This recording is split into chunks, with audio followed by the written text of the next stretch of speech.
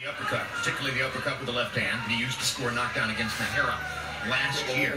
Is he less likely to try to feature the uppercut, Roy Jones, against an opponent who's taller than he is? Yeah, much less likely because this guy also is throwing Silva, is also throwing a very good overhand right, which was susceptible to if you reach down to throw that uppercut.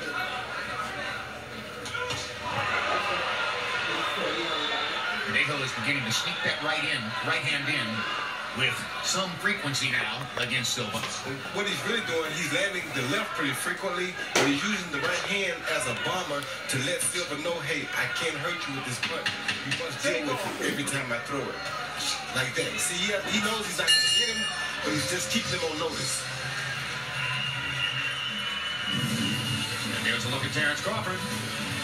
Rising star in American boxing, came out of nowhere a few years ago when he agreed to appear on the undercard of a fight in Las Vegas against Colombian veteran Bratis Prescott, a tall, big puncher. Terrence Crawford's veteran, well-known manager Cameron Duncan was very nervous about the fight, tried to talk him out of it. His good friend Tim Bradley, with whom he had sparred, and who at that time was also managed by Duncan, said, no, give him the fight. He's going to win it. And he did. There's Hank Lundy in his locker room as his gloves are being inspected by a New York State Athletic Commission inspector while his trainer puts them on. Trainer is Charles Ramey, a veteran of the Philadelphia gyms. Fighters who come from Philadelphia have an inborn belief that they are inherently better than fighters from anywhere else in the United States, and certainly Lundy believes that. We begin round 4. Harold Letterman, our unofficial ringside scorer, headed for the International Boxing Hall of Fame in June, is here with us as always tonight. Harold, how do you have it through 3? Well, thank you, Jim. I've got a 3-0, 30-27 Felix Verdejo. I got a question for Roy Jones. Would you really remember Frankie Lyles? Of course I would. Anyway, to get back to the fight, Felix Verdejo in rounds 1 and 2 showed patience. Max used that word. Roy used that word. I hate patience. I like it when a guy steps up and bangs. I like action. In round 3, Felix stepped it up. He started landing that right hand real hard. He's jumping on the guy. He's backing him up. Uses good head movement, Felix. He doesn't get hit. Watch the head movement. 3-0, Verdejo. Talk about great Puerto Rican fighters of the past. And you look at Verdejo, and he's a boxer-puncher. But where on the boxer versus puncher spectrum is he?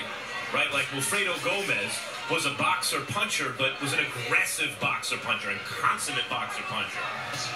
Miguel Cotto's a bit of a boxer-puncher. Maybe not quite as explosive as Wilfredo Gomez was. And Verdejo here is also a boxer-puncher, but maybe more of a boxer than the puncher compared to a guy like Gomez, for example. He prefers to be compared to Felix Trinidad. How does that comparison go? Well, he's more of a puncher than a boxer. He's a puncher who can box a little bit, because if you watch him now, he's not really doing a lot of boxing moves except the counter like that. But when you watch him in action, when he's feeling most comfortable, he's throwing some real bombs at this guy to keep him at distance. Yes, but he's not like, for example, Felix Trinidad was seek and destroy from round 1. And Verdejo is more, he's studying and he's circling. Well, he doesn't want to get caught. You know, Felix Trinidad also got knocked down a lot of times. In 4 or 5 different fights before he reached the top. Because he was seeking to destroy. This kid knows from that you can't go out there and just seek and destroy. You got to seek and not get hit while you're seeking, then destroy. Yeah. So he learned from Felix Trinidad. The boxer-puncher spectrum should maybe be amended to boxer-aggressive fighter spectrum. Maybe. Because you can see Verdejo can punch, obviously. Well, it feels like everybody in the sport wants to say that they're a boxer-puncher, but the truth is, more of them are just boxers.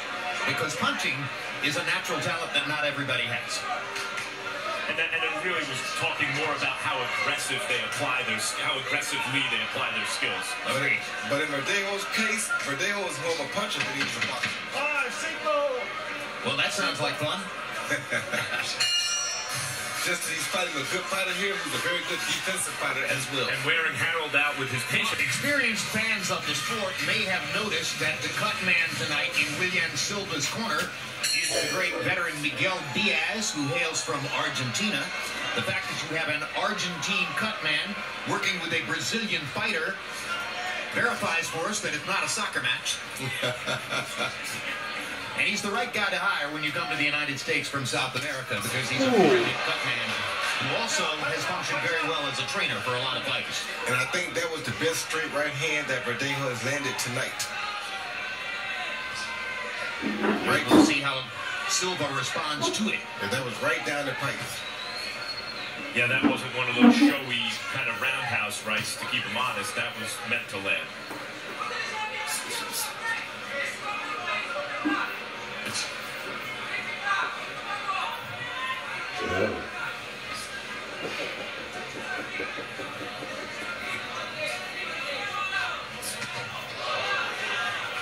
Counter left hand by Verdejo.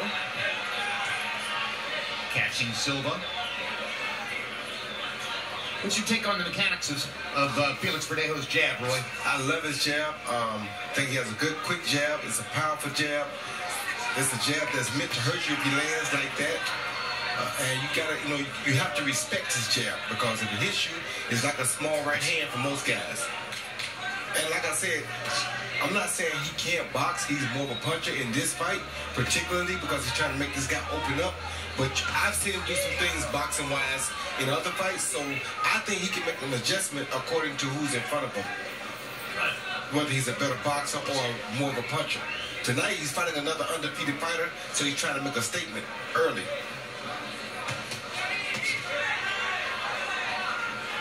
Three-punch combination for Verdejo. Finishing up with the left hand to the body. And he's gotten Silva's respect, because Silva now comes in very cautiously when he attacks, because he's felt the power on Verdejo's punches, even when he blocks them. The thing about this fight, as it plays out kind of slowly, is class tells over time. So over a round or two, the more skillful practitioner, it's not as obvious, but over 4 and 5 rounds, as he figures the other guy out, as he increases his margin of superiority over the other guy, it becomes increasingly obvious. As he lands another hard right hand and a left hook behind it. As Verdejo's confidence seems to be growing, and Silva's confidence seems to be diminishing a little bit. Round 5 of the scheduled 10. Fans here would love to see Verdejo score a knockout. They'll be happy simply if he wins the fight and continues his path towards stardom.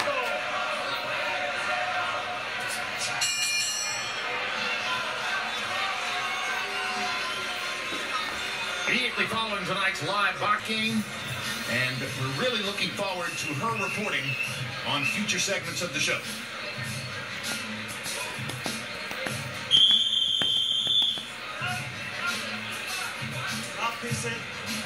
Copy box numbers through round 5. Power punches, Verdejo landing 30 out of 76. More than doubling Silva, who is 14 out of 51. Verdejo's connect percentage on power punches, very good, 39%.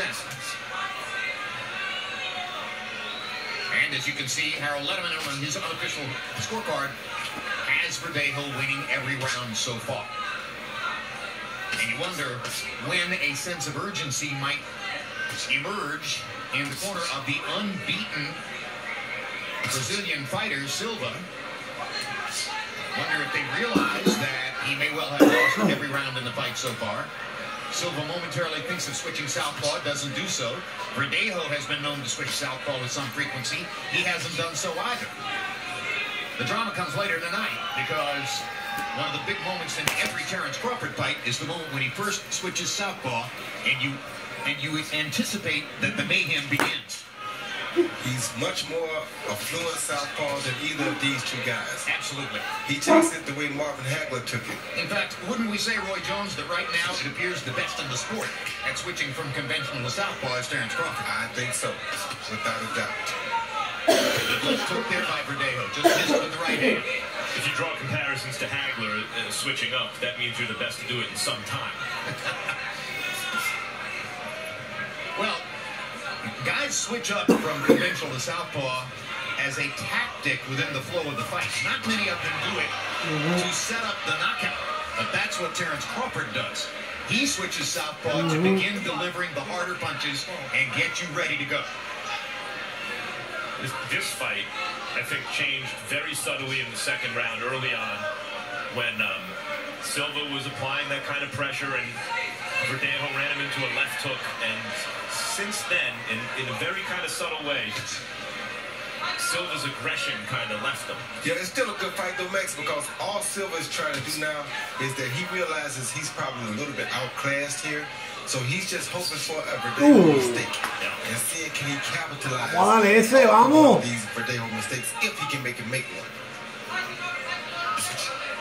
Very often when a fighter's on his first trip to New York, we'll ask him, so, what did you think of the big city? And a lot of them are fairly wide-eyed. Oh, it's amazing. Da-da-da. Different conversation in Silva, who comes from Sao Paulo, because of course, that's about twice as large as New York City. So he wasn't exactly blown away by the size of the town. Listen, when I say break, no price up. All right? Referee Gary Rosado pausing. To help the fighters understand what he means when he says break. But Verdejo just showed Max what he likes to see. He showed him that he got a little dog in him. ¡Vamos! La bufeta acabándose el asalto. Tú estás blandito ya, pa. Feeling pretty good about the way things are going right now. Silva's face beginning to show the marks. So make sure you hit every time he's sticking. When you're done,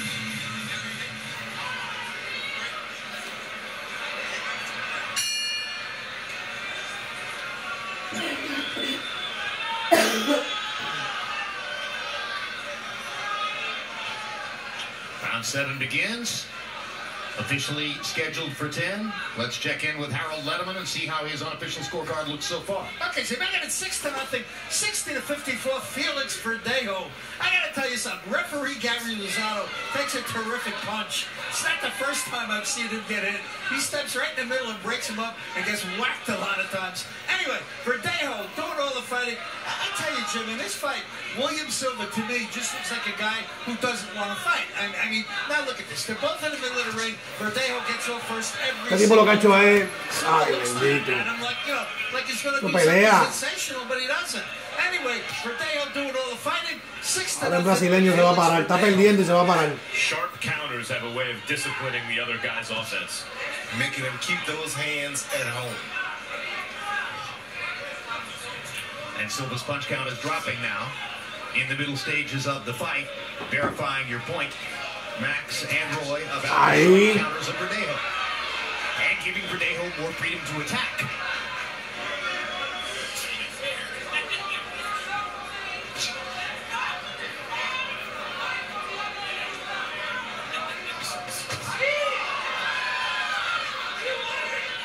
Very knowledgeable Puerto Rican fans in the house.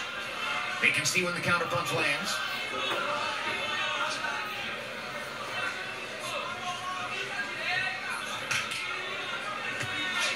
Ay, Dios mío, cuando lo va con esa derecha lo va a meter The Cuban lo va a llevar hasta allá, hasta la gladiola lo va a llevar. Cuban star on the air. For an island the size of Puerto Rico to produce the number of great fighters and good fighters and champions and contenders is astounding.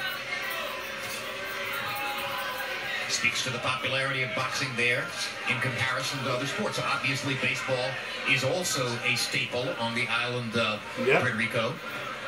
And we see Puerto Rican basketball players playing on college basketball teams in the United States. Nosotros somos buenos en todos los deportes, papá, en todo. Punch out, let's go, punch.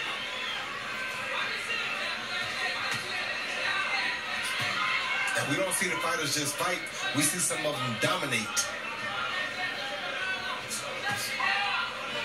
They have a tradition to live up to.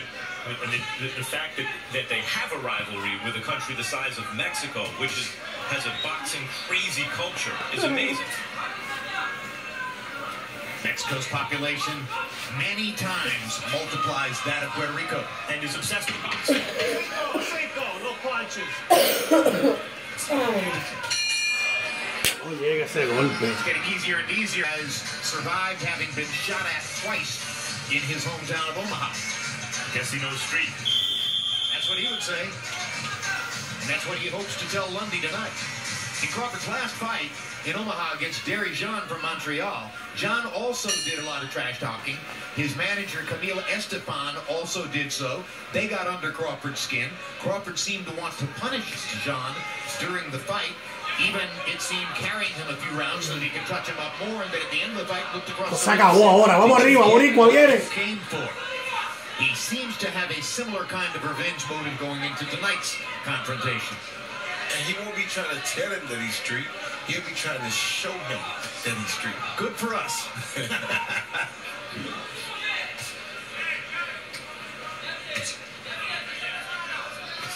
Well, he's got a real fighter in front of him, Hank Lundy. Did you ever have an opponent trash talk you so much and so aggressively, Roy, that it affected what you wanted to do against him in the ring? Yeah, I had a couple in my early days. Like I had a guy, I can't think of his name, but he, if I saw his face, I'd know him. But he said he had 3 times as many fights as I had, and he did not need to see a film on me because there's no way that I should beat him only having 2 or 3 pro fights. And I felt real disrespected. So I kind of punished him quick and got him out of there. I think the first round. Roy, the truth is, though, would watching tape of you have helped him? If you get too deeply into that kind of emotional burn, however, can it wreck your concentration? No, it won't wreck your concentration because... Pégalo, pégalo la soga, vamos, vamos. Now, in a fight like this fight right here, where you got 2 undefeated fighters, that could have had an effect on Verdejo had Silva came in talking, because it could have made Verdejo want to do more for the Puerto Rican fans in a situation where you got a guy who really can't do as much as you, but the only chance you give him is by trying to do too much. And unfortunately, with 2 unbeaten fighters in the ring at this moment, it appears, at least at this stage of the fight, that only one of them has made a real commitment to trying to stay unbeaten. One word about Roy, what comment about the point you're making is I do think fans reward fighters who give their opponents opportunities because it means they're taking risks. Of course. And therefore providing more action, and in taking those risks, laying it on the line in a way that the fans appreciate. And although the fans seem to appreciate Verdejo, they come out to support him.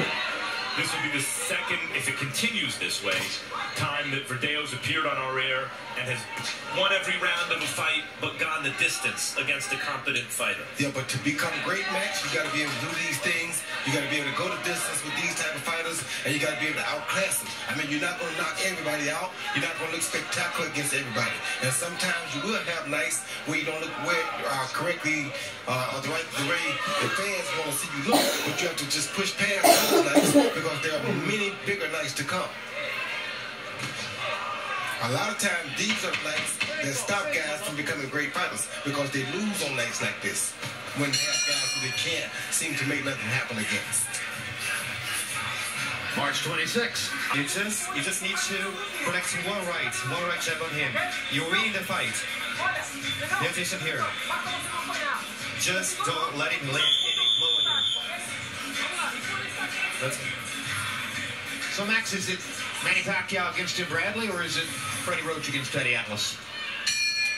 Well, I think the reason that the fight is not less interesting, even though it seems that to most that Pacquiao's beaten Bradley handily twice, is the improvement that you could see in Tim Bradley, you know, working with Teddy Atlas. But of course, it was a faded Brandon Rios that occurred against. So, as usual, because of the small sample sizes we deal with in boxing, it's hard to tell. You don't know. It's not hard to tell that Silva's losing this fight, though, is it? That's not hard to tell at all. Because I think his corner just told him he was winning. Did I hear that correctly? He said just don't get hit. Yeah, you're ahead. Your head is getting hit. Here and there, I mean, it's not a If they actually told him they think he's winning the fight, that's fairly bizarre. I was trying to hear it Vamos, correctly. síguelo. I don't know, maybe it's me. I was busy doing promos. Yeah, I heard something to the effect of, don't give Verdejo an opportunity to hit you. But, of course, the instructions he should be getting right now, if we understood them correctly, Roy, the instructions he should be getting is you have to get aggressive and make something happen here. You almost need a knockout to win. There have been a couple quiet rounds, but most of them were quiet. Particularly early, that nothing much happened, maybe a couple of jumps beaten to Silva, but how many of those could there have been? And we get a confirmation from our Portuguese translator in Silva's corner that, in fact, he was told that he is ahead and winning the fight. I thought my mind wasn't fooling me. But their minds are fooling them. I know I'm a little bit off, but not quite that bad. So, good shot by good left hook by Silva. Yeah. His best punch in quite a while. Maybe the idea in the corner, Roy, is to keep him confident and keep him upright and having gone the distance rather than taking a chance in a fight they don't think he can win. Tejado, tiene que hacer eso, mijo. Está agresivo. And they'll go back to San Paulo and say he was robbed in New York by judges who favored the Puerto Rican fighter. I mean, Hank Lundy is one of those guys who basically believes he's an unbeaten fighter. But he said he got one loss. One loss, that's right. The knockout loss. Lundy's lost some close, tough fights. But here, it's not that Verdejo is setting the world on fire. It's that Silva's really not doing much of anything. Yeah, but by him not doing much of anything, he's also not giving Verdejo many opportunities. Sure, so it's not that Verdejo is not trying to set the world on fire. It's just that the guy he has in front of him is presenting enough of an issue that he's not able to set the world on fire. But that's also probably why this guy Silva is undefeated as of now. 3 minutes to go. And if you believe the folks in William Silva's corner, Felix Verdejo is in desperate trouble and in danger of losing for the first time. But if you believe us...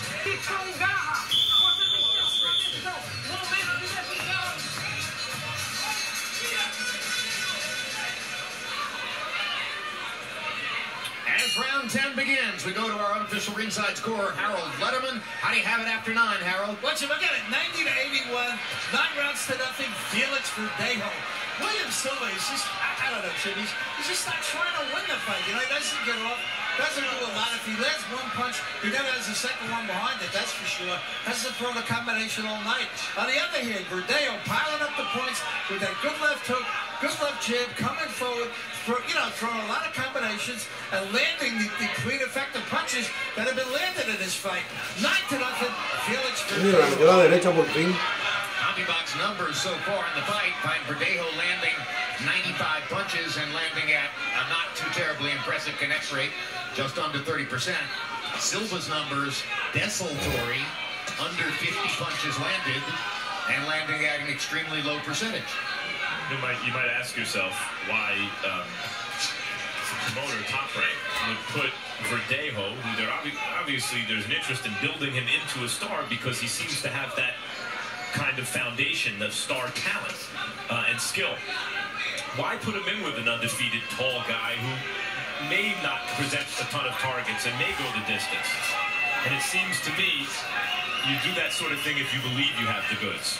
If you think Verdejo is the real deal, it's more important to develop him as a fighter than to just give the crowd a show. Look at this devastating knockout. That's exactly what it is, Max, because once you develop him as a complete fighter, when he comes to fight another par de puño, para por lo menos ver par de puño, bendito. But you can't just get him overnight. The kid has to grow into that person that can produce those fireworks on every night. And over the years, we've pointed out many times, Top Rank has been more successful than most other promoters in treating the development of the fighter as a science, obviously an inexact science, but nevertheless, for them, a systematic way of bringing the fighter along through one test after another, each of which is designed to teach him something new about the craft, which he can use, as Roy says, when he gets to the moment that he's going to fight somebody who has everything, and he has to have everything himself. They're very good at it. Dale, pero síguelo. Está noqueado. Already, I mean, they have some of the best matchmakers in the business all working in the same place. Sigue para adelante, muchacho. He knows a little bit about it. ¿Por qué tiene miedo, Feix? Don't think Verdejo is trying to get knocked out right here because he is. He just got to be careful not to run into nothing big himself. Well, he has thrown a little bit of caution to the wind here in the 10th round, trying to please the crowd, trying to land something big. Doesn't look as though it's going to happen. Sometimes it's more difficult than you think it would be to knock out a taller opponent. Ay, toda la noche fallaste esa derecha, bro.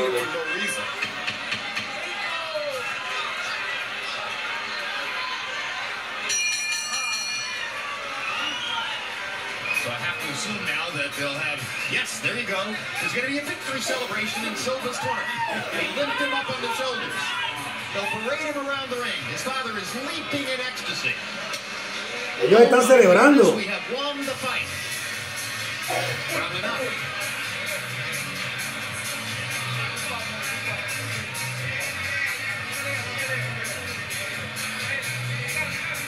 There's Harold Letterman's final card. Este tipo se va a buscar una decepción porque cree que ganó.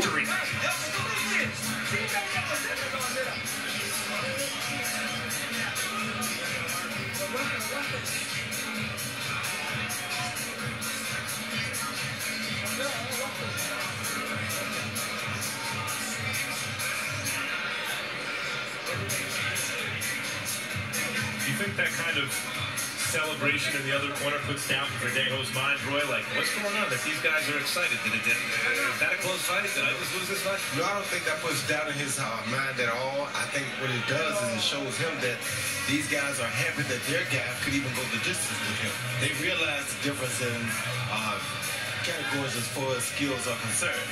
And they realize that their guy came here as the B-side guy, was expected to get blasted out, but he didn't. What do you think they hope to accomplish by celebrating this? Ladies and gentlemen, to complete the scheduled 10 rounds here at Madison Square Garden, we go to the scorecard to determine a winner. Judges Rubenstein and Taylor turn in identical scorecards of 100-90, and Judge McKay scores it 99-91. All in favor of the winner, by way of unanimous decision, from Puerto Rico, a body, Feix, el diamante. Woo!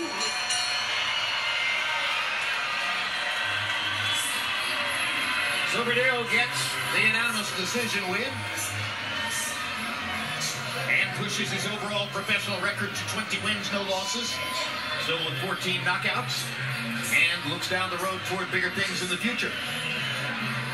CompuBox numbers in the fight will demonstrate the level of mathematical dominance for Verdejo as he lands 61 more punches, throws 96 more punches, and lands at an 11% higher connect percentage.